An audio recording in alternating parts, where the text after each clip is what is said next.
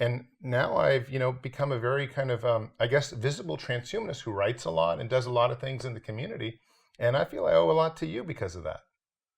Well, let's go jump into the issue then. What do you offer? Like Secretary of State, Vice President? I mean, come on, that has to be worth something.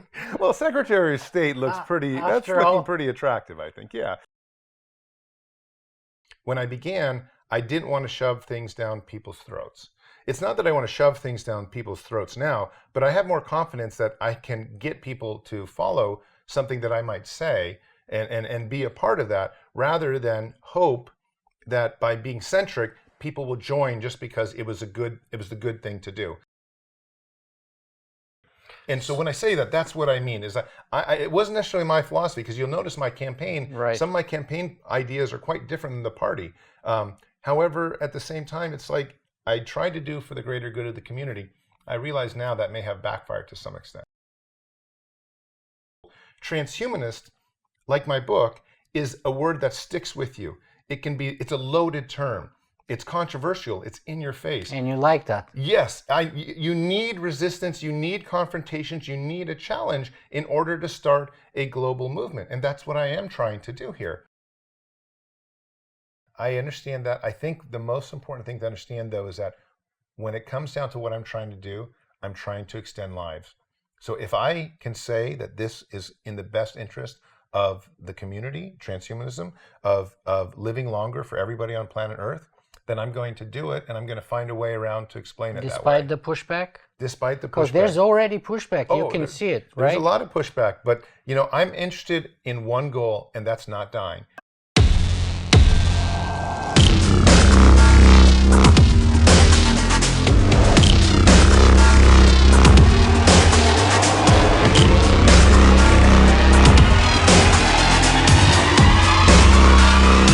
Singularity.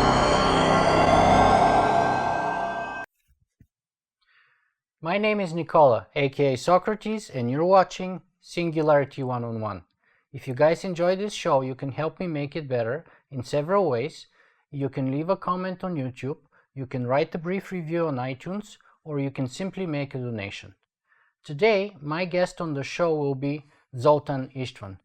Zoltan is the author of the transhumanist bestseller, The Transhumanist Wager, as well as most recently the first transhumanist candidate for the US presidency. Zoltan, thank you very much for being with us today. Thank you for having me, Nicola. Fantastic. So I've been looking forward to this interview with you for the past 2.5 years since our original interview.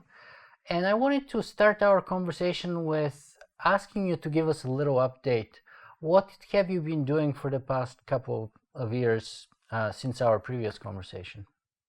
Well, it's so interesting to be back speaking with you, because I feel like in many ways you launched my futurist career with that original interview, because that was the very first kind of major interview that came out about my novel, The Transhumanist Wager, which was taken so seriously in our community and also by futurists that it actually helped kind of launch a career. So ever since that point, I have been promoting transhumanism, promoting futurist issues. And then, of course, as it's kind of grown, I've declared my candidacy for the U.S. presidency, and now I've become a very kind of I guess visible transhumanist who writes a lot and does a lot of things in the community, and I feel I owe a lot to you because of that. Well, let's go jump into the issue then. What do you offer? Like Secretary of State, Vice President? I mean, come on, that has to be worth something. Well, Secretary of State looks looking pretty attractive, I think, yeah. But there's the issue that I'm actually a Canadian citizen, which occurs to me. We can fix that very easily. We'll give you an American passport. But you will be the president, so you can instantly make me. Of course. And, maybe Canada will become part of America too. And, I have all these global government ideas, so, I'm just joking.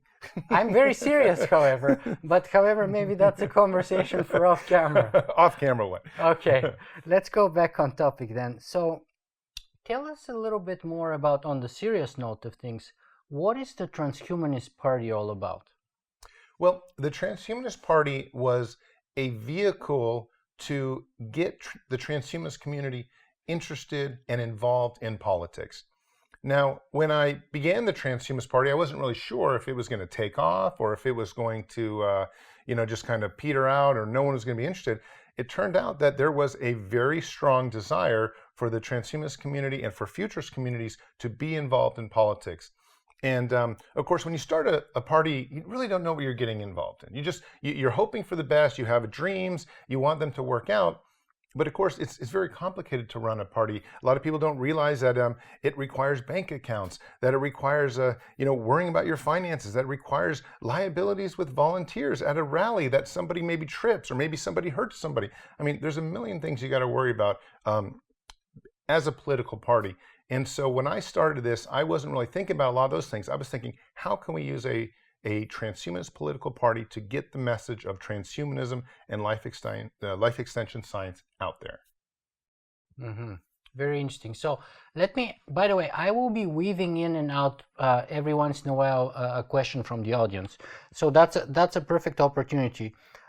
One of the questions submitted is asking this: why so narrow? Why not, for example, call it the Science and Progress Party?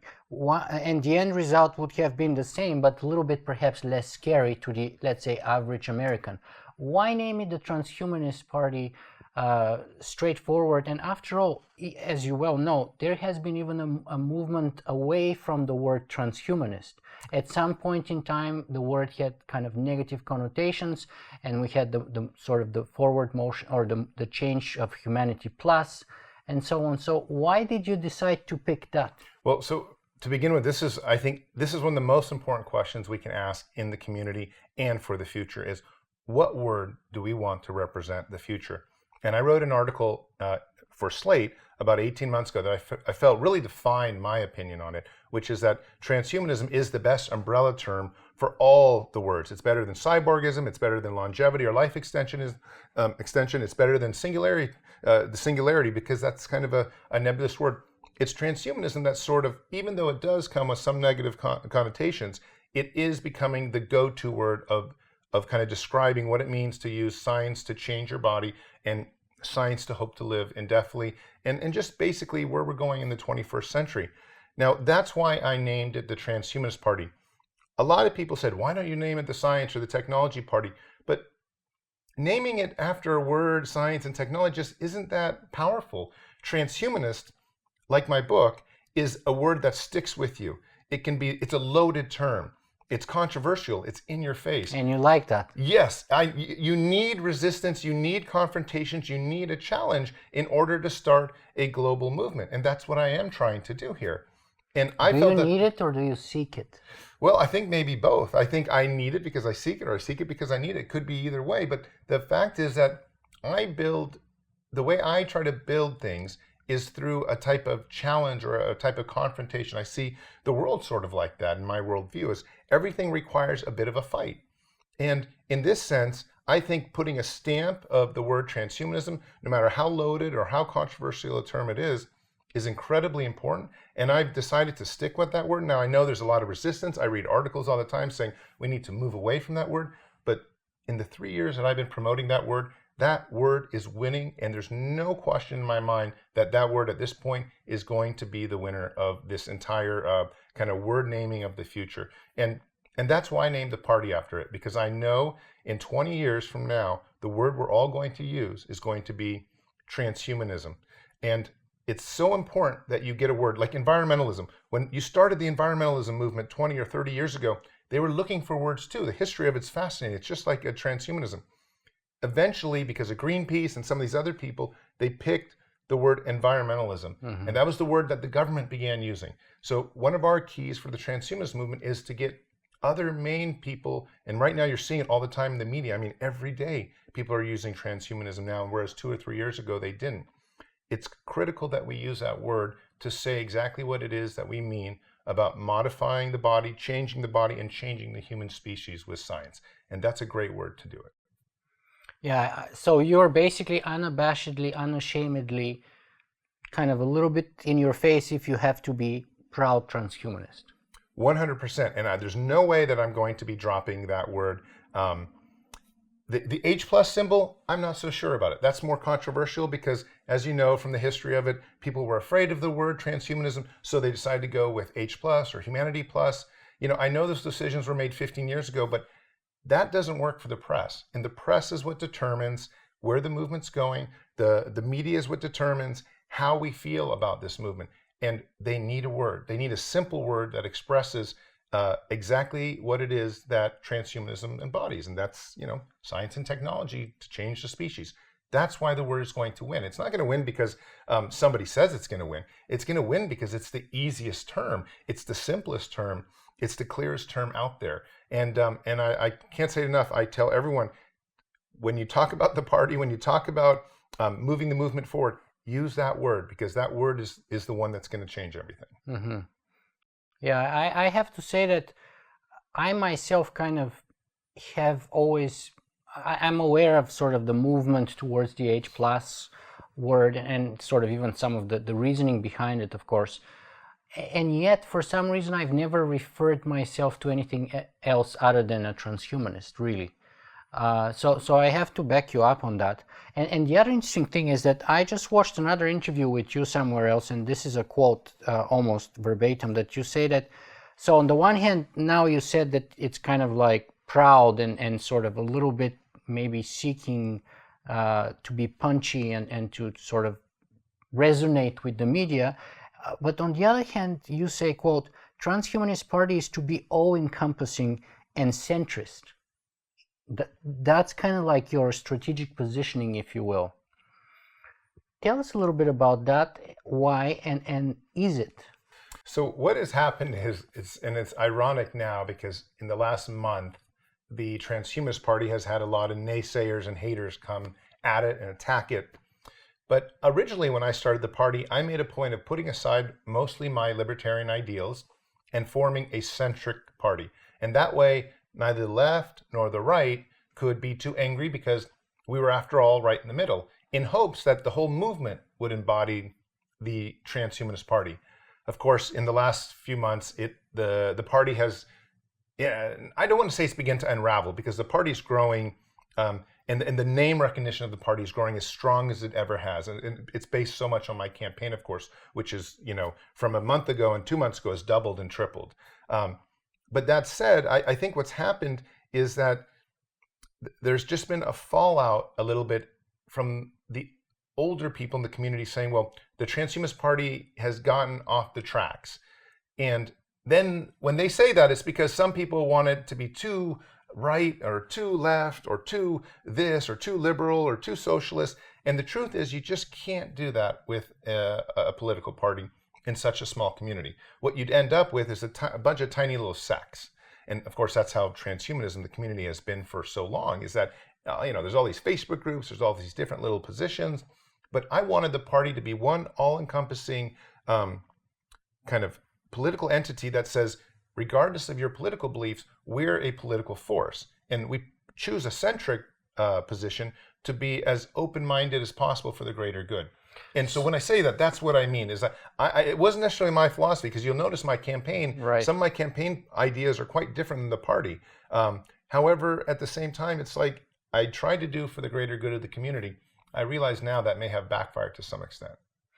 So I will come back to that latter part a little bit later, but let me ask you this. So you believe that you're able to kind of override your own sort of personal libertarian inclinations, so that you create the movement, the political force, the political party, which can contain in its self both the libertarian representatives, such as perhaps yourself and perhaps Max Moore on the one hand, and on the other hand, the left wing of the Transhumanist Party, such as, for example, James Hughes, who is like a sort of a socialist, Buddhist transhumanist. Do you think that's possible? Well, so the issue here is twofold. So one is in your own self, that you can overrule your own leanings to the right, and then on the other hand, also to create the space that you have the common space of the left and the right within the transhumanist movement for the common goal.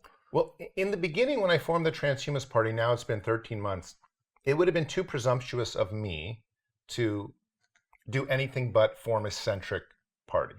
And the reason was because I was not as influential, I think, as I am now. I mean, at the time, I had just started writing some of my columns, and I now write for 3 times as many places, and I write 3 times as frequently, and the influence has grown a lot. And I think that's very important because when I began, I didn't want to shove things down people's throats. It's not that I want to shove things down people's throats now, but I have more confidence that I can get people to follow something that I might say and be a part of that, rather than hope that by being centric, people will join just because it was the good thing to do. And again, I'm not saying that it's necessarily that the Transhumanist Party or even my campaign has backfired in the point of view of trying to be centric. What's happened is there's 2 things. The first is I have enough of a following where people will just sort of say, okay, we can trust Zoltan because he's done good for the community so far. And the second thing is I'm also evolving a little bit. I must say that I am more than ever turning to the left. And I made one big decision, 2 decisions. In fact, you'll probably see when I do a rewrite of the Transhumanist Wager, the one thing I am going to put in the Transhumanist Wager in a second edition would be a universal basic income, which is at the core of it an incredibly socialist idea. But Hayek was in support of it. But Milton Friedman was in support of it. Well, you're right. I mean, there's a lot of great people that... A number of people on the right have been in support of it. The problem here is that over the last 3 years since that book came out, I have seen again and again robots taking more jobs, software taking more jobs, and that's not going away. And I know for a fact that if you take away too many jobs, like, driverless, we're driving on the bus all day, the Immortality Bus, and it's mainly on truckers. We deal with truckers all the time. And there's 7.5 million truckers in America. Their jobs may all be replaced in the next... They will be, yeah. Yeah, they will be. This is not possible to have them, big grown men, sit back and say, no problem, I'm going to go to welfare. They're not going to go to welfare. They're going to light Molotov cocktails and they're going to throw them in the rich people's houses and in everyone's house in the capital. They're going to start a revolution. So we need to do something. That's why I came up and said I support the universal basic income, not because I thought it was, this moral thing to do. I support it because it's best from a functional point of view of society. And I want to make sure that society continues forward so that we can live indefinitely. My main goal is to not die. And in order to do that, we need a society that's stable. So if that means becoming a communist society, I'm going to pursue a communist society. If that means becoming a ultra-libertarian society, I'm going to pursue an ultra-libertarian society. Right now, what it looks like is we are a society that's somewhere in the middle. We're going to slowly turn to the left, probably, as robots and things take jobs. Now, again, I'm not endorsing communism or ultra-libertarianism. What I'm just saying is I'm interested in living indefinitely. That is the goal. So if I need to bend over backwards to make that happen, I'm going to do that. If I need to try to establish a global government to do that, I'm going to do that. Is there something you will not do? Well, is there a limit? Is there the one thing? Well, and this is where we get to some of the most core and what made, the Transhumanist Wager such a challenging book is how far do you actually go? Would you do terrible things to people in order to achieve it? Now, I'm especially, as a politician, would never admit to doing terrible things to people in order to live indefinitely. But when you're talking about changing politics, changing from a communist system or a libertarian system, of course I'll choose the best method, because that's not doing one or a bad thing or a good thing to anyone. That's just simply a mode of how you run the government. So I would like to definitely change those things. But yeah, I'm not going to advocate in any way for anything harmful to people. That's for my novel and that's for the book. And as you've probably heard, I've distanced myself from it because as a politician, it's impossible. But I will change many things. I will make it so that perhaps it's more rough for society, but hopefully that's in the best interest of everyone living indefinitely. And maybe it wouldn't be rough. Maybe it would be something beneficial. Maybe universal basic income would give a lot more happiness to hundreds of millions of people. Zoltan, you said so many totally new and fascinating things to me that I don't even know which one to grab first. But so perhaps I should digest them a little bit in the background, and then I should ask you this. Well, let me say this though. So one of the things, because you said you've had to distance yourself a little bit from your protagonist in the book and stuff like that. I'll give you a kind of input that I have gotten from actually a couple of Toronto-based transhumanists. One is a cryonicist too, and they said, you know, Zoltan, when he did the interview with you, it was the first interview he's ever done, and he was distancing himself a lot from his novel and from Jethro Knights, his protagonist. But people said that afterwards, more and more, according to them at least, you were showing yourself to be the protagonist, the Jethro Knights, and basically kind of revealing that his opinions are your opinion. Is that true? And why would that be the perception if it isn't? Well, I think what's happened is, when you actually get down to the philosophy of Jethro Knights, in many ways, he's a wonderful human being that would, do wonderful things for the world. But there are things about him that are totally outrageous. There are things that are, people would call downright evil. And there are other things that when you ask what is for the greater good, that he is perhaps the best at it. And, one of the things I've said, and I didn't say this on that show a long time ago, is that when I originally wrote the Transhumanist Wager, I was thinking of almost an artificial intelligence being that cold or that calculating. And I've said this now, that I really do believe my book will do really well in the artificial intelligence age when robots read it, because they may not see some of the mammalian problems that we have, the problems of love and care and kindness and altruism especially. Jethro just didn't really feel or understand those problems. He just acted matter of fact. And sometimes I act very matter of fact as well, especially if I'm writing what might be a atheist article, which I've written a lot of. And when people see that, they immediately go right back to Jethro saying, see, he's completely anti-religious. Or, some of the other things that I have said, for example, one of the big issues I'm pushing now, and here I am driving this crazy coffin bus to Washington, D.C. One of the very first things I'm going to do in my Transhumanist Bill of Rights is this idea that life hours must be protected by law. And I want to make it so that you cannot in any way take away those life hours because of your cultural or religious beliefs. You can't be George W. Bush and stop stem cell funding. That needs to be a crime. You can't be the Pope and say condoms are bad and then millions of Africans die from AIDS. That should not be allowed. And this is very Jethro-like. So how do you stop them? I mean, the Pope will say what the Pope will say. What can you do to stop him saying what he's saying? So, the Pope's a kind of a strange question, because, of course, you don't want to restrict freedom of speech. Precisely my point. But if you build it into the culture, into American law, and this is what we want to do, a Bill of Rights would be built into law, then somebody like George W. Bush would never be able to come and say, well, we're going to stop federal funding for stem cells or whatever like this.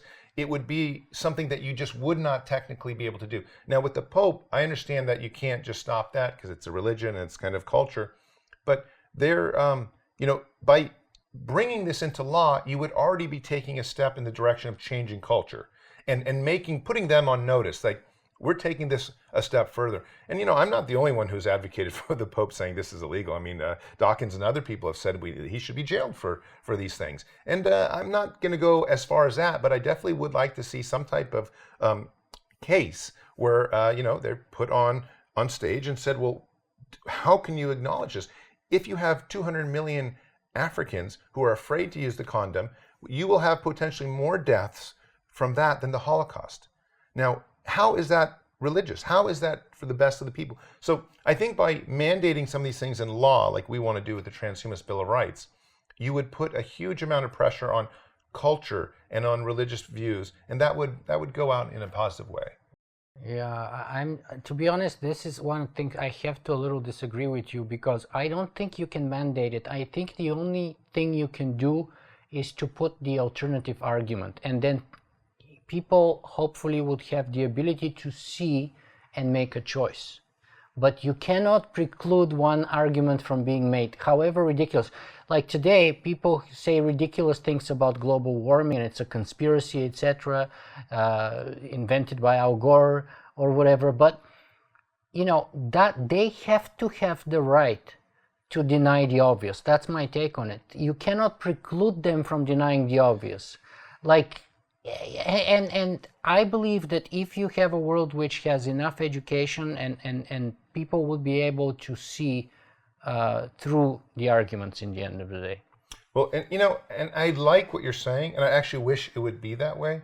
But the problem is that, we already have a bunch of laws established. For example, when it comes to children and medicine and health, there are people that go against those laws, but even California vaccination rules and stuff like this, we're getting to society that's saying, well, health and longevity is our number one priority. Right. And I just want to say, I would like to make it a little bit more firm. Now, it's not something that I want to say, everyone must live forever, no one can do this, and, everyone must be, non-religious. It's not like that at all. I just want to say that the concept of life hours is something, when they say the pursuit of life, liberty, and happiness, all this stuff in the American way of life, I also would like to say, and the pursuit of longevity.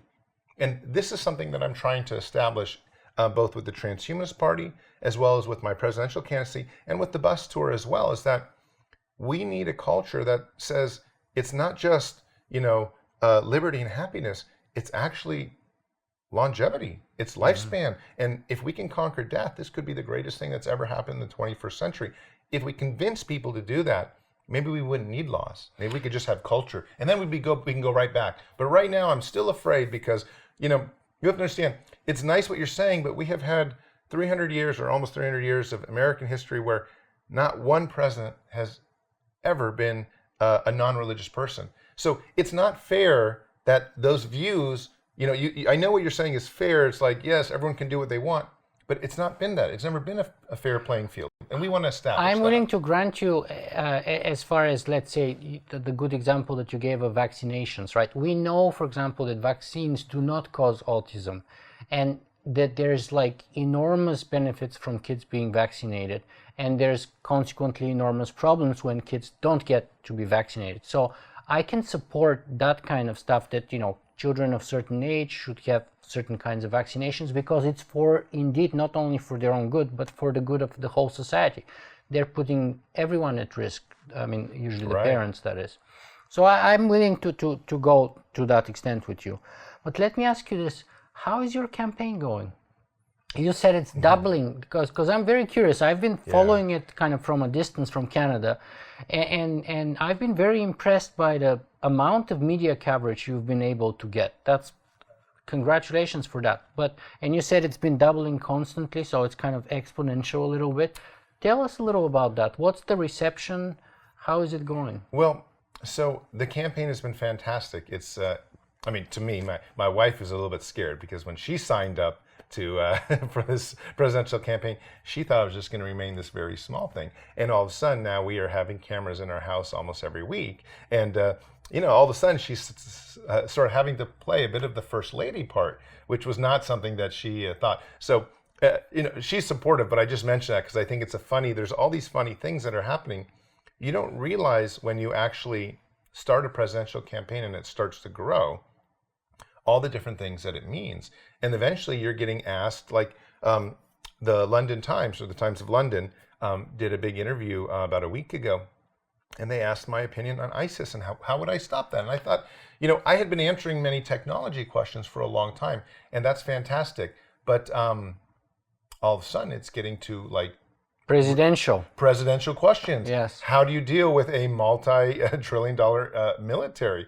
And the answers are being taken increasingly more serious. So that's wonderful, and I'm welcoming it. But at the same time, it's definitely something that takes a larger picture and a larger step back to say, wow, what if this actually led to this place? And now I need a full team. I need all these different things. So we are doubling about Secretary every month. of State, I tell you. I got the training. It's got it. My specialty was I'm sending a passport. I'm going to make the phone call later.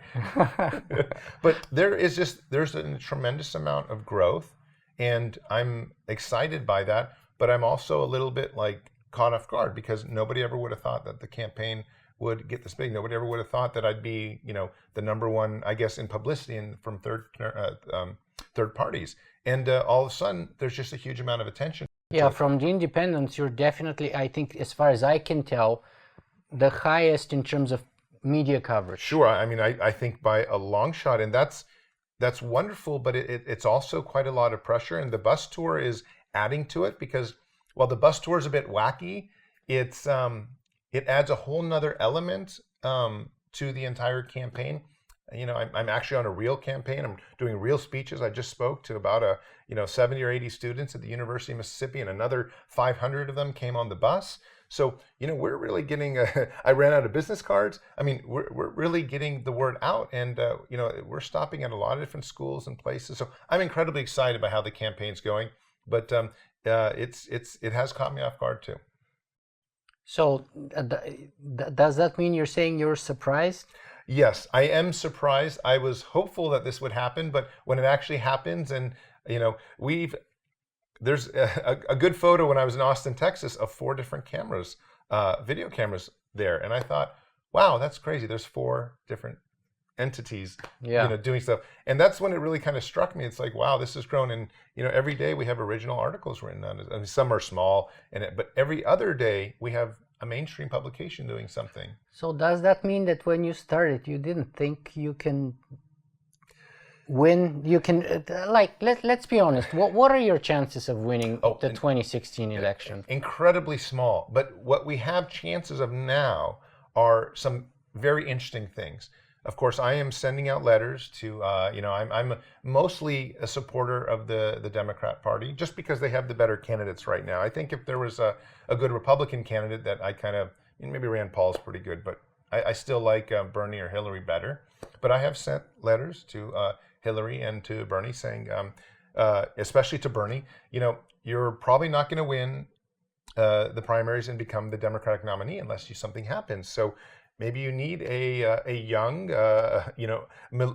vice president that represents the millennials. So we are reaching out, trying to do that. I did the same thing with Mr. Lessig, the Harvard professor. We are trying to reach out and trying to negotiate and see if it's possible that we could get, wiggle our way into some type of position that would allow us to maybe make a real dent. That would mean jumping parties from the Transhumanist Party to the Democratic Party. It's something I've seriously been considering. A lot of my editors had suggested I do that. I haven't done that yet, and I'm not going to do that unless the opportunity came, but it is something I'm working on right now. So this could be a very different conversation in 2 or 3 months. Yeah, I personally love Lawrence Lessig myself, I have to say, but I want to go back to your centrism point that we were discussing before, and whether any such move would not put that in jeopardy. Because if you commit to jumping on the bandwagon of the Democrats, you're not going to be perceived as centrist anymore. You would have been perceived as committed, as basically you've put your line in the sand. You're no longer independent. You're no longer centrist. You're a Democrat. Yeah, no, I understand that. I think the most important thing to understand, though, is that when it comes down to what I'm trying to do, I'm trying to extend lives. So if I can say that this is in the best interest of the community, transhumanism, of living longer for everybody on planet Earth, then I'm going to do it, and I'm going to find a way around to explain it that way. Despite the pushback? Despite the pushback. Because there's already pushback. You can see it, right? There's a lot of pushback, but I'm interested in one goal, and that's not dying. And I'll do whatever it takes, basically within reason, but there's a lot of stretching there. Whatever I can do to make sure that happens, and that means partnering with somebody that has views that are not necessarily my own. I'm a good employee. I'll follow the orders in order to spread transhumanism. How has been the reception? How has been the reception of your campaign outside of the United States? Let's say Europe and, of course, Canada. And is there any difference between Europe, Canada, and USA proper? Well, yes. Yeah, so, everyone is saying, wow, Zoltan is getting so much attention abroad. And, I'm going to be honest, there's one reason why I'm getting so much attention abroad. Because most media publications don't understand that a third-party presidential candidate really doesn't have that much of a chance of winning. They don't understand how terrible our system is. I'm really upset at the two-party system right now. When I started, to run for the presidency, I thought, like every other American person, that, anyone can run for the presidency. It's completely a lie. You can only run if you're a Democrat or a Republican and win, or unless you have like $10 billion. And which is why we've only had one or the other, basically. So that's disappointing to me, but I think a lot of the international people don't understand, as a third-party presidential candidate, what your chances are so much more limited than they think. And that's worked in my favor in getting attention for the movement abroad, but the reality is, and I've always told everyone from the beginning, doesn't matter who it is that I have incredibly small chances of winning. Mm-hmm. It would take a small miracle, to be honest, to arrive at that place. But at the same time, a lot of international people haven't worried about that, and they've just been interested in the presidential candidate who is promising immortality. That's been kind of the tagline. And frankly, it is kind of my main tagline too, from just even a personal perspective. My number one goal is to take money away from the military and put it directly into life extension science. That's the very first thing I do. I build my entire platform and campaign off that. But my question was more in the sense that, are you feeling a warmer reception abroad to your ideas? I mean, how is that kind of a difference between Canada, US, and Europe? Well, I'd say it's pretty mixed bag everywhere, to be honest with you. Mm-hmm. Honestly, I really don't see it that much better. I think certain places catch on better. Like Italy has been incredibly supportive of my campaign, the Italian transhumanist community. The UK transhumanist community has not been so, because they have their own party and they're much more socialist oriented. They have the UK Transhumanist Party. and they're pretty developed. And I think Germany has been pretty welcoming, but they're still so at the beginning, so they're welcoming just because they're kind of newbies. But I would say South America has been very embracing. The media has been wonderful about it. And part of the reason is that a lot of the places I write actually translate into Portuguese and Spanish. Mm-hmm. So you actually have a great opportunity to get the word out there. So it's a mixed bag about who's been most receptive. But one thing is sure, and everyone's noticed, is that the international media attention to the campaign has been, nothing short of a fireball. I mean, it's been great. It's been all over the place and around the world. I'm constantly amazed.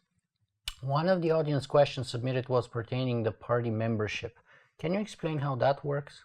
Sure. So there is no membership in the Transhumanist Party. Originally, like for about 3 days, there was membership. But what we found out very quickly was that not enough people were signing up. And so almost immediately, I said no to the membership. And the membership fee was only $5. And so it was only a 1-year membership. So from a technical point of view, there might have been like a dozen people that belonged to the Transhumanist Party for a 1-year period. But we did that because we're getting so much media attention and we have such a unique platform that to say we only have a certain amount of members would just defeat the purpose. It's much better to be a political party that is supported by 25 or 35,000 people. I actually think that's about the accurate number. And that number is based primarily on my social media and on other social medias, and the fact that there are probably 100 or 1,000 transhumanists in America.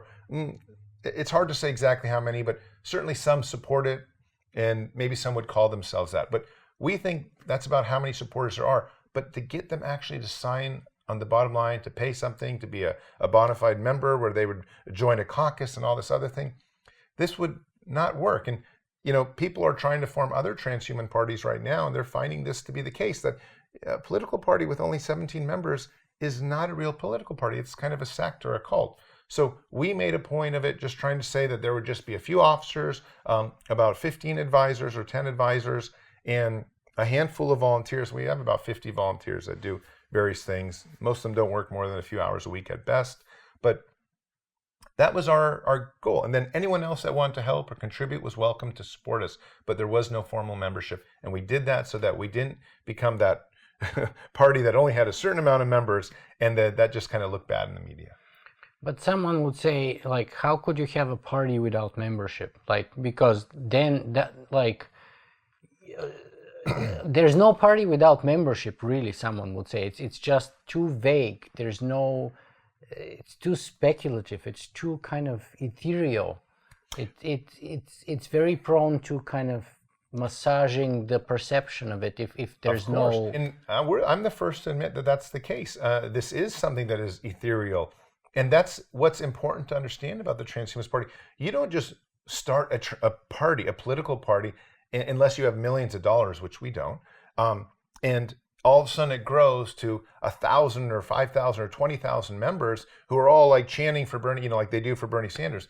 That's just not, our community is not that big. So what we decided to use the Transhumanist Party as kind of a publicity vehicle that encompasses a certain amount of things. We are trying to take necessary steps. We have a Texas Transhumanist Party being developed right now. Same thing with Washington. We already have two other established parties. We have one in Nevada and one in, I think it's either in Baltimore or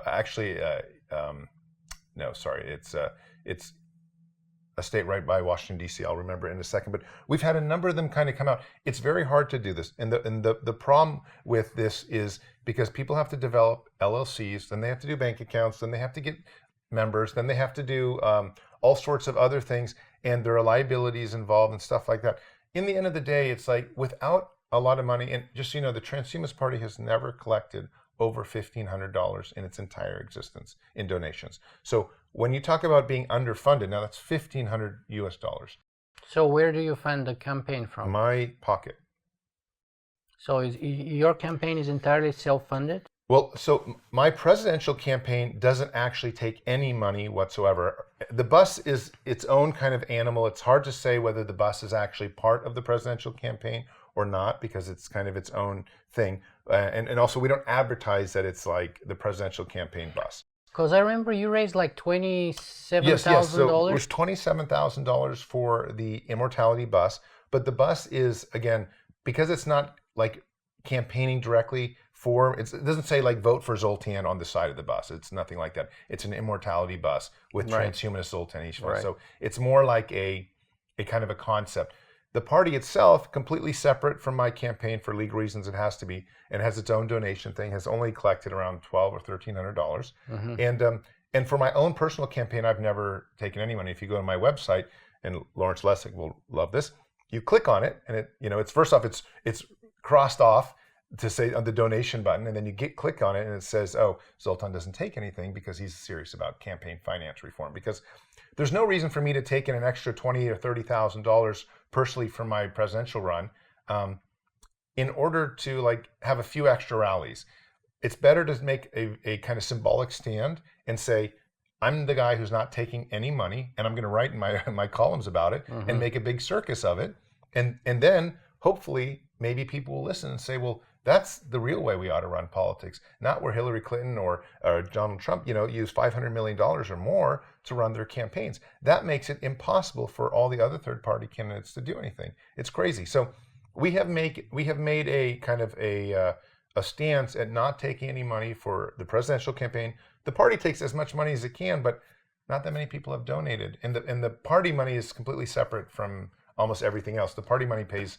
Basically, it's only paid for T-shirts and for the website itself. Okay, let me see if I can move on to a few other questions because time is advancing, unfortunately. So tell us a little bit about the teleological egocentric functionalism. Well, it's a big mouthful. Teleological egocentric functionalism is the philosophy of the Transhumanist Wager.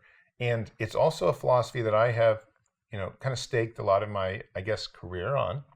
But it's not necessarily the philosophy that I am promoting as the presidential candidate at all, because it's a very, as it says, egocentric philosophy. But basically, teleological means something that is done by design. And I'm a believer not necessarily in the design of the universe, but I'm a believer that the design of the universe is that it's advancing forward in some way. This may contradict laws of thermodynamics. It's adding up towards a certain end. Yeah. I believe that evolution is something that's built into the system. And egocentric, the second word, is just that we are selfish animals. And functionalism is my method of how I like to go through life. Just be reasonable. 2 + 2 = 4. When you make decisions, follow the most expedient path. So, when I refer to the philosophy, it's always TEF, of course. But, teleological egocentric functionalism has caught on in the last 3 years that it's been around. And I think actually we have about 34 or 35 colleges that are now using the book. Actually, some are high schools, maybe 4 or 5 are high schools. So I've been doing some Skype interviews or Skype appearances into some of these colleges that are actually using the book. And that's really been excellent because it not only does it, of course, help with sales, but it's great because then you actually are having people like dissect the book and really look into it. And oftentimes there's now offering a huge amount of more and more universities are offering futurist courses. And of course, the book is this great, it's never taught as this book that's, promoted. It's taught as a warning. you know. And of course, that's great, because I think that's part of what the book was written for, is to be both an inspiration and a warning. You can take what you can from it. And you said you're planning to rewrite it and kind of make it somewhat more left-leaning? No, not rewrite it. I just thought that I didn't understand enough about universal basic income when I wrote it. I would just probably put that in there as a method. Just a little bit. Yeah, I would change maybe one sentence. But that sentence is quite substantial, because it was such a hardcore libertarian book. But you have to understand, one of the reasons... But hardcore libertarians like Friedman and Hayek both were in support of that. One of the reasons I like the universal basic income is it's going to get rid of Social Security, and it's going to get rid of welfare. Because of both those, and I've also promoted kind of an Obamacare insurance, where a universal basic income wipes out all these things we fight about. Because all of a sudden, now people have the money to pay for these basic things that they need, and there's no more complaining. And so this idea of Social Security like bankrupting us, well, if we had a universal basic income, it would take care of that, take care of welfare, it would take care of insurance. Now, how much money do we save? And also, how many, we don't need so many people working for the government doing these things as well. So there's a lot of savings that would come from these kinds of things. And that's probably just the one thing in the book that I would change. There are other things, but I won't get into them. But I think that's the only one line, because some people would take it kind of as a personal offense if I change too much. Another audience question is, how much influence can one person in his work of fiction have on a political movement? Oof, that's a tough one.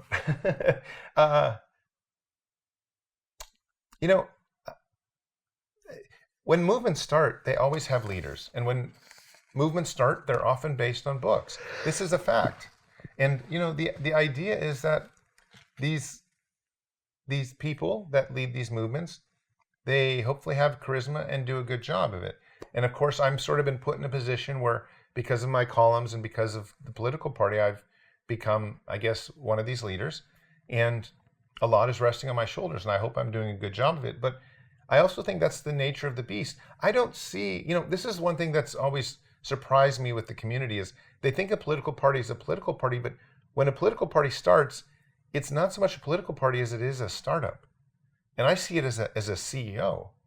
And that's how I've been running the political party from the start, is that it's a job, and it's a job to grow it.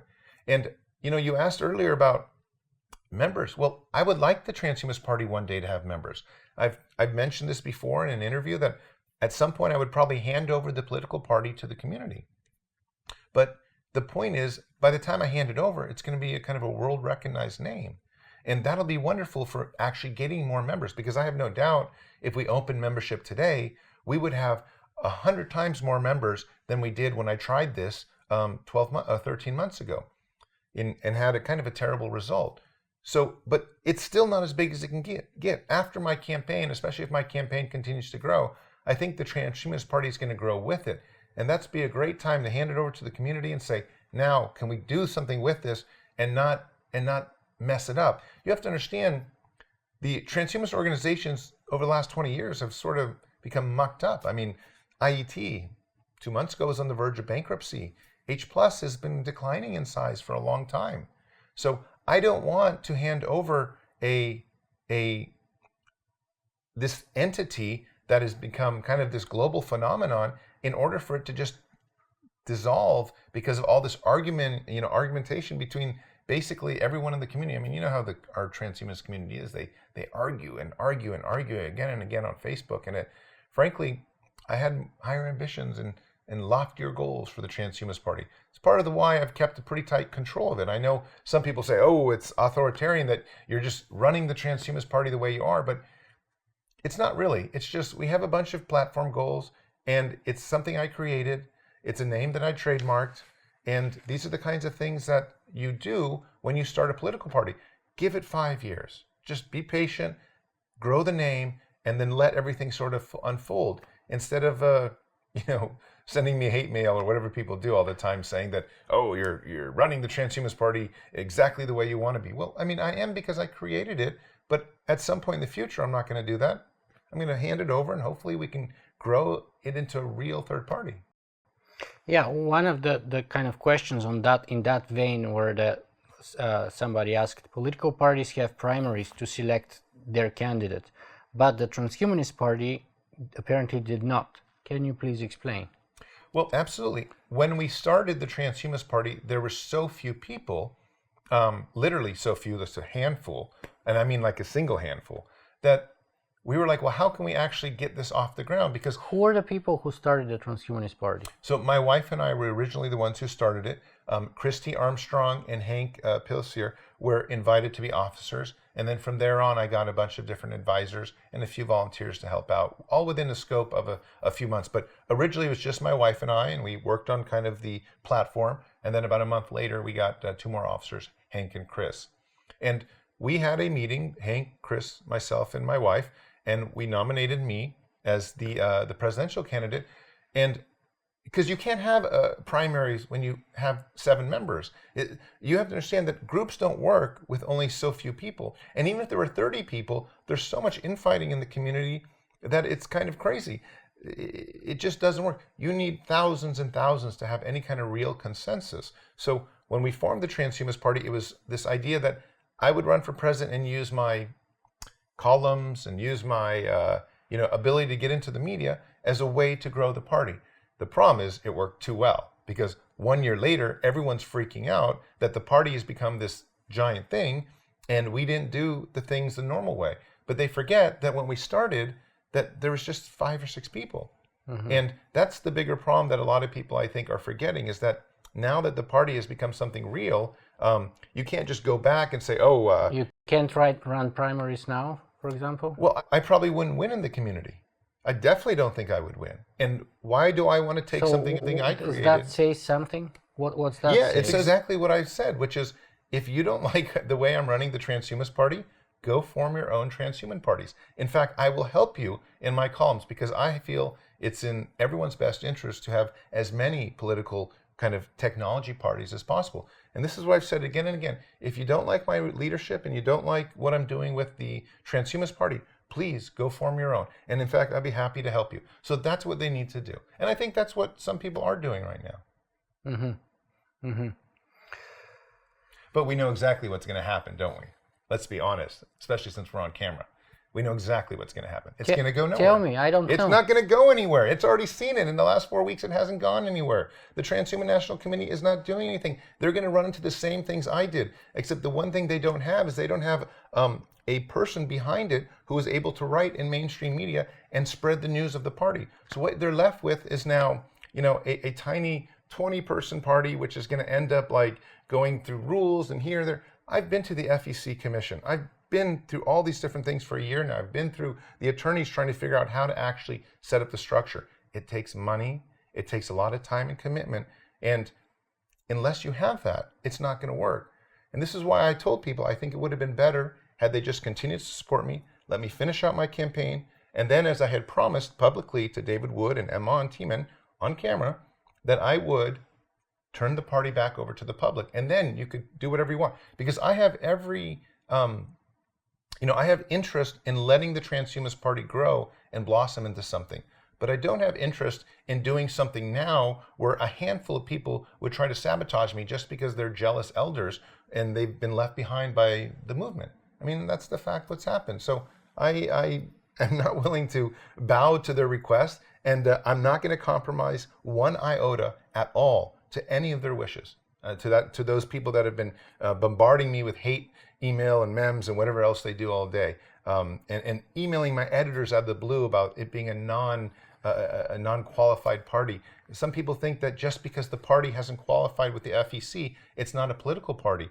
A legal political party takes 2 people, literally 2 people, to form it. You and I can form another one right now if we wanted to do one, and we can do it in 5 seconds. So that's how you make a political party. And yes, over years we'll get FEC registered and all these things will come out, but it's going to take a long time to do that. We need state parties, and especially to be FEC registered, you need other federal candidates. So you need about 4 or 5 other people running for federal office. Mm-hmm. Let me throw in another different question from the audience. Michael C. says, because of Zoltan and the Transhumanist Party, I have become inspired to start a party on my own, which is exactly what you're talking about. He calls it the Artificial Intelligence Party. What are his thoughts about the 10-year-old girl that is challenging the US Constitution about the requirements for USA president? Why can't super-friendly AI become POTUS? That's President of the United States. yes. Thanks. Yes. So I love talking about artificial intelligence as a present because eventually we'll have a machine that is truly altruistic, not susceptible to lobbyists, and may run our country better than any human being can do. And I have welcomed people to start their own political parties. In Gizmodo, I wrote an article. Early on, I bonded with a number of different futurist political parties. Reddit's Futurology has a political party. There's a number of them in the United States that already exist.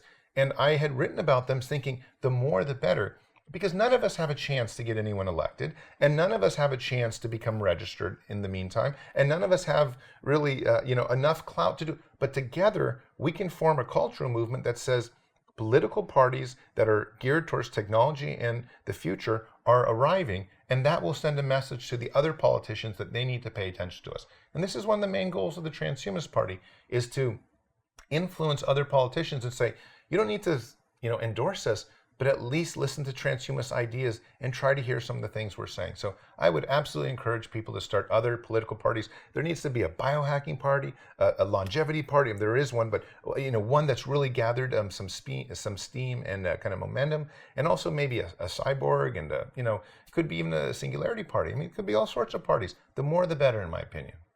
A question from Dario Tempesta. Every presidential candidate relies upon relational power sharing. How are you going to trade for gain and to do it ethically? It's a tough one. Yeah. So, again, the way I've created the Transhumanist Party and the way I've created my kind of career so far, at least as a futurist, is that there really hasn't been much power sharing because I'm way too early on. Now, of course, if I was to jump to a real political party, such as the Democrats or the Republicans, I would have to learn to do that very quickly. But right now, when you're so small, you don't have to ask such big questions. You focus on your goals. You focus on getting your brand name out. And I'm trying to brand transhumanism. That's what this is about. It's a branding game. And because of that, one day we might wake up and, sort of like environmentalism, everyone supports environmentalism today. 20 years ago when they started environmentalism, it wasn't like that. No one had heard about it. You would talk about saving trees and they'd say, well, why? You need to start somewhere and you need to work yourself up. It's very slow, it's very laborious, and that's what I do. So the power sharing will come later when there's enough members, when there's enough numbers. We're too small to worry about that. But you're saying that the brand is so important, and I totally agree with you, but how, for example, do you differentiate your own personal brand, Zoltan, from the Transhumanist Party brand that you're trying to create? And can you at all? Yes, I absolutely think you can. You have to realize that right now, all you hear is Zoltan. I mean, I know that's what everyone's upset about. But once this is handed over, or once this goes somewhere else, in over a 15-year period, it's just going to be the founder. Oh, there was that guy who founded it. It's not going to belong to Zoltan. And that's, I think, what people don't get, is that they're focusing right now on the here and now instead of seeing the longer picture. I see the longer picture. The longer picture is branded, build it, and they will come. It's that kind of idea. So you're going precisely against your own egotistical philosophy. You're going to create it, develop it, make it grow and mature, and give it away for free. No, I think it's sort of like Steve Jobs, to be honest with you. I think you create something, and if people don't like it, they'll kick you out. But at some point, if you did enough good, they'll realize they need you back, and they'll invite you back. And I think that's what's going to happen. I think I have, and also you have to understand, I have other ambitions. I want to develop the Transhumanist Party, but it's actually not the highest goal I have. My higher goal is to create a movement, and the party is just one facet of that. So I'm working on multiple different goals. I think the Immortality Bus could honestly become much more influential than the party ever will be over a 10 or 15-year thing. I know that sounds strange, but it's generating probably as much media attention. And I have investors that are interested in having a bus in Asia, a bus in Russia, a bus in Europe, a bus in Australia. We might end up within 2 years have 5 or 6 buses all over. Franchise the Transhumanist Bus. Yeah, and the idea is that it's this incredible cultural thing where people would jump on and jump off, and we try to always keep it something nonprofit where it becomes a symbol, and talk about branding something and saying what it means. Well, this is what we're trying to do. So it's possible the Immortality Bus might be much bigger than the Transhumanist Party ever will be. I'm just saying, I don't know. I hope not. I know a lot of people don't like that idea of the bus, but they also forget that something like that has more of a chance, at least in my opinion, of sticking because it's so unique and so original. Whereas honestly, 1,000 political parties are started a day and another 999 fail. Yeah, that's the reality. But there's only one bus. Well, I see space for both of those actually at different levels. But let me throw another tough one here. So I was soliciting audience questions over Facebook and left, right, and center. And I have to admit, I got swamped. I got like over 50 or 60 and I stopped counting and I couldn't process them at some point. But a couple of them stood up. So here's one, which is not really a question, but I'm asking you for a comment. So Lincoln Cannon said something, by the way, which was echoing Hank Pellissier. And he said, whereas my concerns with Zoltan began as a political disagreement, they've become distrust. So perhaps regrettably, my interest in hearing Zoltan answer particular questions is low right now. So I just want you to comment. He's not sending, because I asked him, would you want to send a question? And he's like, no, I'm not really interested because of what I just read to you. What do you want to say? What do you want to, do you want to comment anything to that? This is, distrust. Lincoln Cannon is the one who wrote the petition.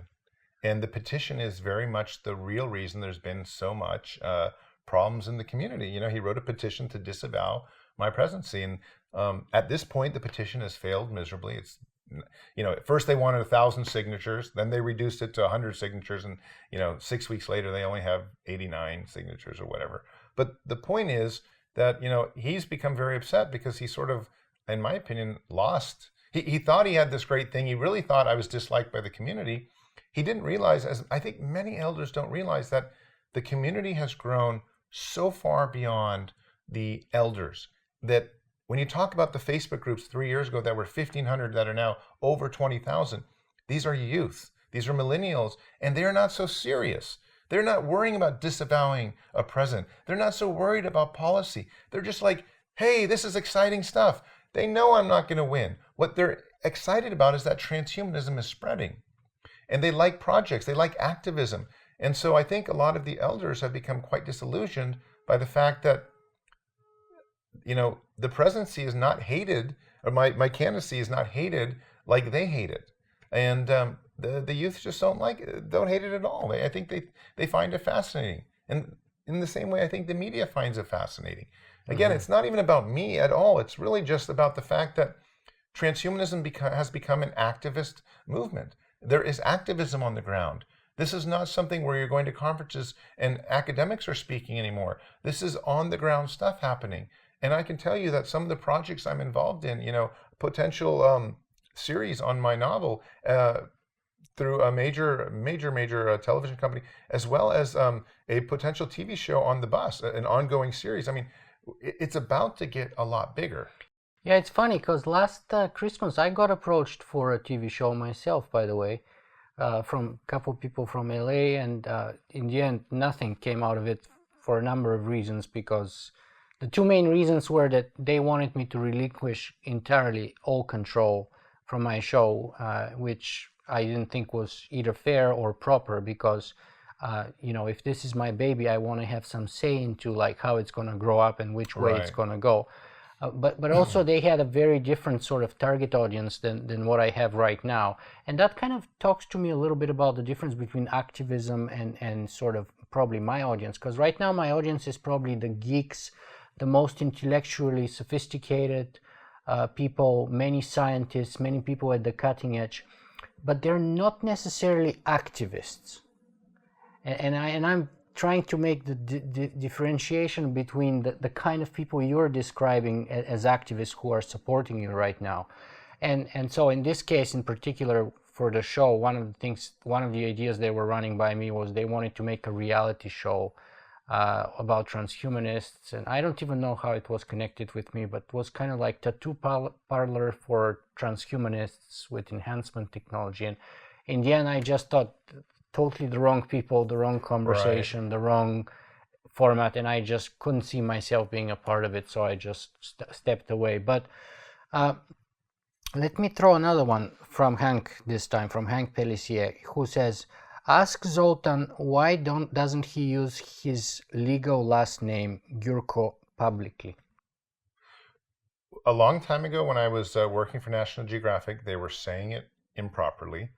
And did I just say it improperly? I probably did. No, nobody can say it properly. It's Gyurko. Gyurko. Gyurko. I can't really say it. And so I started going with Zoltan Istvan. And it also has a little bit to do with my father's not liking the name.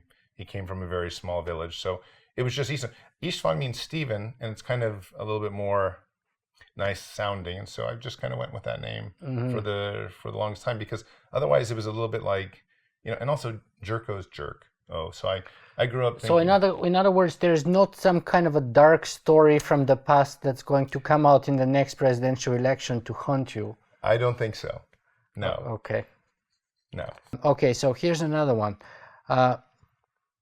Why do you frequently present yourself as a transhumanist who works harder than everyone else to extend life? Do you realize there are scientists solving the problems of aging and you're not one of them? Have you actually raised any money for research or convinced a single government representative to increase anti-aging funding? No, this is an excellent question. Look, everyone has to approach transhumanism if they want to do something for it in the way they can. I'm a journalist by trade, and I'm obviously pretty good at dealing with the media. And you're fantastic, I have to say. So, this was my natural course of action. I respect the scientists. They are doing work that I perhaps couldn't do at all. So, they have all my envy and all my love and all that. But what I think, good at is writing articles and maybe being on camera and some of these things. So this is what I focused on. I think it would be unfair to say that the transhumanist movement requires only scientists. It requires people to publicize it to the broader culture. When I go to Mississippi with the bus, I can tell you that it's very important we tell them about transhumanism, because they are voters.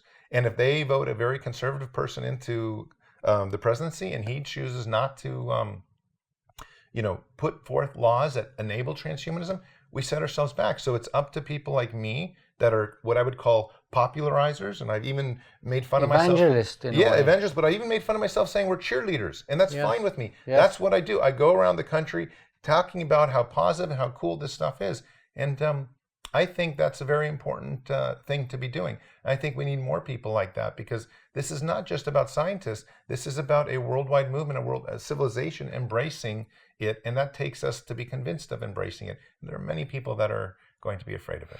So I take your answer as a way of saying that the scientists do a very important job, but perhaps people like you also have an important job in the sense that they do raise public awareness, which then puts perhaps hopefully pressure on politicians who actually decide the funding or whether not to fund some of those scientists if it's government funded, like for example in the case of George W. Bush, who pulled off funding for stem cell research, right?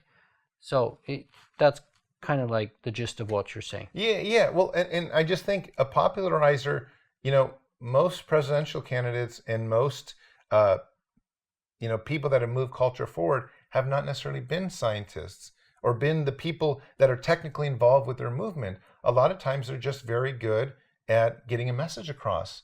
And that's important too. But I still, when I meet scientists, I hold my head, I look at them, I look up to them. I got to say that. I'm still looking up to scientists and people like that all the time. So I hope no one ever thinks that I think we don't need them. They are the core of the movement. And I'm doing my best just to get them more money. That's mostly what my campaign is about. How can I get money into the scientists' hands? Because to be honest with you, I kind of like sort of implied this, because I kind of look at it this way myself, in the sense that I honestly, and people tell me all the time, send me emails about the difference I've made for their life and stuff like that. But when I actually interview the people at the front lines, the people in the trenches, the people who actually do the research, I'm in awe, because those are the people who are really making the difference. I'm just a bold guy who asks questions and loves to ask those questions and have a nice conversation with those people that I think is very important too.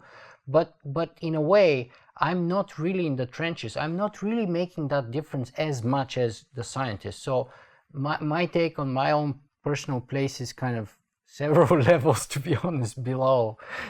Even though, unfortunately, for them perhaps, I do tend to get a lot more visibility because of what I do. We all play our part, and those of us have to do what we can do. You and I are journalists, and we get the word out. We bring these people attention that they need to get more funding. And so I think it's very valuable what we do. But at the same time, I know other people are like, transhumanism should be an exclusively scientific movement. And if you're not a scientist, you're not a part of it. But transhumanism has grown so big now. There's many people. There are truck drivers and plumbers, and it's grown everywhere. To be a transhumanist does not mean to be a scientist anymore, an academic. It means to be someone who supports science and technology to change the human species. And we can all do what we can do to push it forward. And I think you and I are doing that, in fact, in this conversation and all these other things. So I think there's a lot to be said for journalists. I'm doing all that I can, that's all I can say. But to me, that still doesn't compare to what other people are doing. So at any rate, I love what I do, and I'm totally having a blast. And if it's making a difference for the people there, then that's awesome. But anyway, this is not about me, so let's get back on topic. Terry Harris says, nanotech is the linchpin of any serious attempt at a transposed human existence. Even the longevity escape velocity idea will require nanobots in the second and third generations of regenerative medicine. Does Zoltan have a plan for getting nanotech off the ground? I'm presuming you succeed. Yes. At the elections. Of course. Well, look, the very first thing we would do is, if elected, everyone says, what's the very first thing you do? We'd basically sit down, me and my staff, and say, all right, how much money can we take away from normal American operations of society and put directly into life extension science? And I've often said we would take $1 trillion. And that's based on the fact that if we spend $6 trillion on the Iraq war, I think we can spend $1 trillion. I've heard numbers as much as 10. Yeah, no, I'm probably sure it is. So the idea is we can definitely spend $1 trillion on this stuff. And I think what you've just said with nanotechnology is certainly, in my opinion, one of the most interesting fields. I know we're not quite there yet, but when you talk about hybrid intelligence and all these other things, it's fascinating. I would focus on life extension technologies, but if I can be convinced of that, then I would put huge amounts of that $1 trillion into it. Mm-hmm. For me, it's about what is the most expedient method to get it so that we can conquer death as quickly as possible. Do you not think you should bet on multiple horses at once? I do think of multiple horses at once. I would never do one. For me, like personally, I would do robotic organs. I would do stem cells. I would do 3D bioprinted organs. Of course, 3D printed. I would do trying to reverse aging through genetic therapies, nanobots, and I would also just do some basic things. Maybe we can find new drugs out in the wilderness and stuff like that. There are many different things that we can do. We just have to, whatever it is, and I'm a total shotgun approach guy. I want to throw everything out there at once because I think that's the safe method. Mm-hmm. So, but whatever we do, we just got to do it. And then just see what sticks. Yeah. And the thing is, we would take industries that have been starving for resources and we'd give them 100 times what they had. Right. And say, go to it. Anything you need, whatever you want. Just like they've done with the military. And a libertarian would ask you, and where are you going to get the money, Zoltan? Well, I would get the money from defense. I just don't think we need so much money for bombs.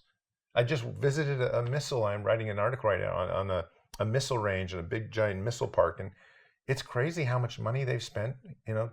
Crazy. We have 25,000 nuclear bombs right now. Do we really need that? Can we do away with that and save that money and put it towards life extension research? Is it 25,000? I thought the U.S. had between 4 and 5. U.S. has around 9 right now. Russia has between 13. There's a few more between that. I just looked. I just wrote the article, so I did my research today. Yeah.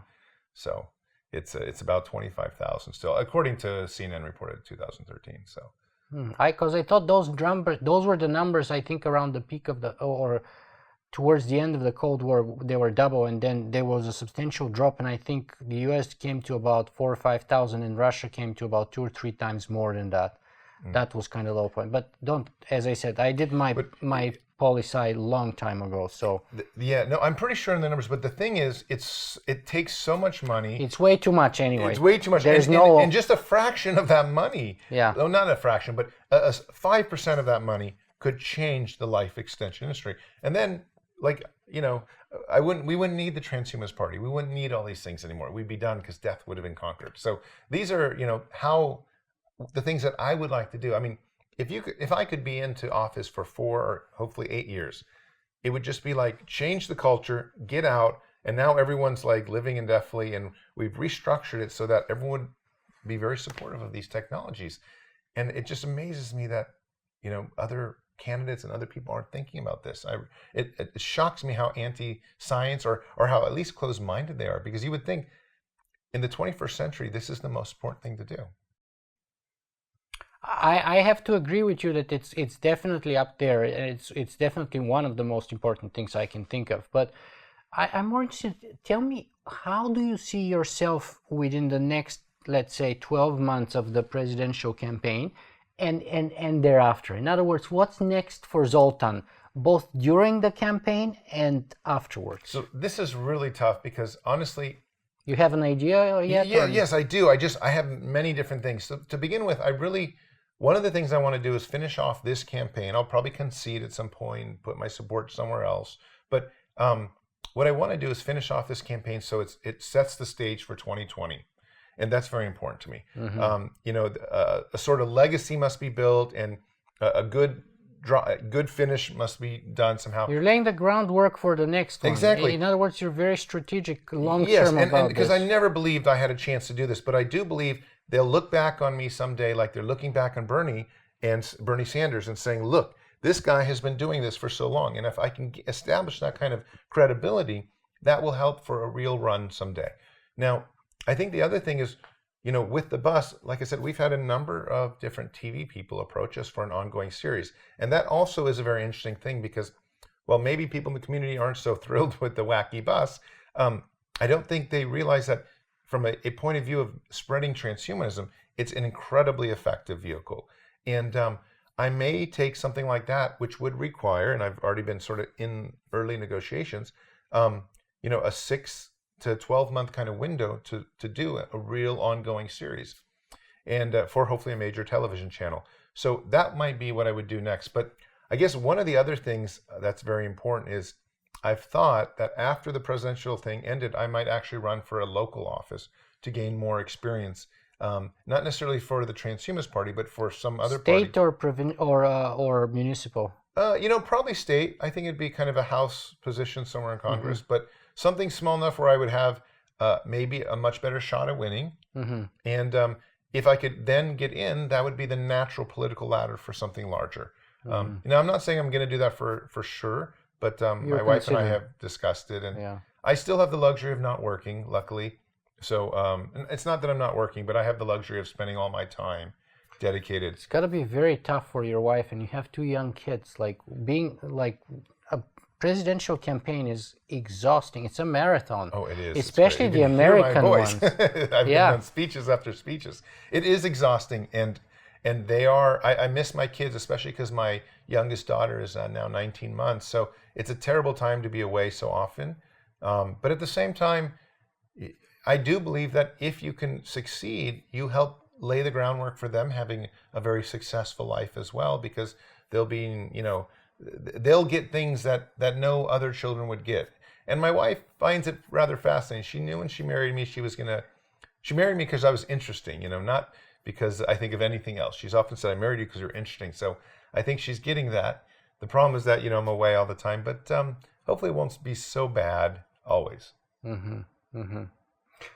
Well, it's for sure the path you've chosen is definitely not an easy path. Tell us a little bit about the sequel, because I remember exchanging messages with you. I don't even remember if it was Facebook or something, maybe over a year ago, about the sequel coming, but I haven't seen it yet. So, and I imagine you've been just overwhelmed with the. No, and let me just say for the record that I would love to do a sequel, and I hopefully will someday. And I have actually a sequel planned out, but in this point in time, this is another thing I'm going to definitely do next year, is to write a book. In fact, I'm going to probably write a book on my bus trip, but not on the bus trip necessarily. I'll use it as a vehicle to explore the different places that I've been and the most important concepts that I've come across in technology. I need a good nonfiction book because, while my novel has been wonderful, it's probably been a hindrance to my campaign. It gets me in trouble all the time. And I need a good nonfiction book that's solid, well-written, it explores, it's challenging, did well, as a book that can define me. Because right now, everyone's defining me by the Transhumanist Wager, and that's not going to work for being elected president. So I need to get to a point when the Transhumanist Wager is that work of art that I did, and that now here there's a functional nonfiction book that explores most of my ideas. Yeah, because quite honestly, even since at our first interview, that was my major criticism, was that I thought that your plot and everything worked very well as a literary device. I don't quite see how it translates into political sort of platform and campaigning. Sure, will be some overlap with the ideas and stuff like that, but it's a double-edged sword, as you just said, and it may hurt you more than it. So you definitely need a lot more sort of serious, something that stands on its own, and that kind of above and beyond the novel, perhaps. And we've had people, agents and whatnot, reach out and saying we would love a real transhumanist nonfiction book that explores the entire field from your radical and activist perspective. So you can expect something like that for sure well before probably 2018, just because I would need that out and to have done well in order to make another run. What's the best place for people to follow up on that kind of updates from you? Unfortunately, just my website, zoltanistvan.com, or my Twitter, or you can follow me on Facebook and stuff. But there's so many moving parts, and just 2 days ago we entered some real negotiations on reality TV for the bus. So everything's hard. You just got to take it as it comes. When something comes to you and you know it's good enough, you got to run with it. And that's sort of been the case all along with everything. And I have other circumstances too, and you know about this too.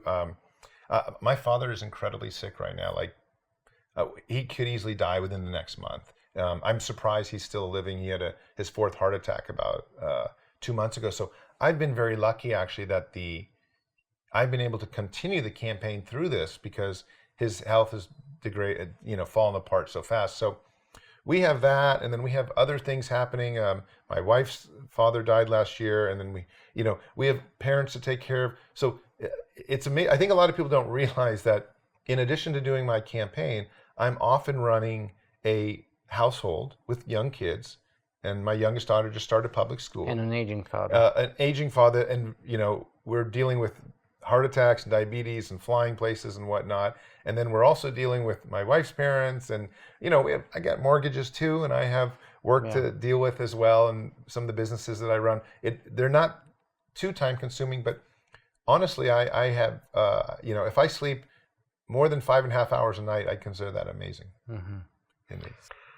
So Zoltan, as you know, my last question is always the same question. So we've covered a lot of ground here today. I'm sure that we've answered a few questions, or I hope we've answered a few questions. I'm sure we raised a lot more probably, if I've done my job right. But what's in your view the best way to wrap this whole thing up? How can we finish this off? What's the best kind of parting message that you want to send out to our audience tonight? Well, this is so question. I think one of the reasons I was really happy to come on to your show and talk about it was especially to address some of the concerns of the community, especially some of the elders who had been getting a little bit upset about how fast and far the Transhumanist Party had grown. So I would just tell people that when you look at history is not something that's happening at the moment. History is something that takes place over a 5 or 10 or 50-year period.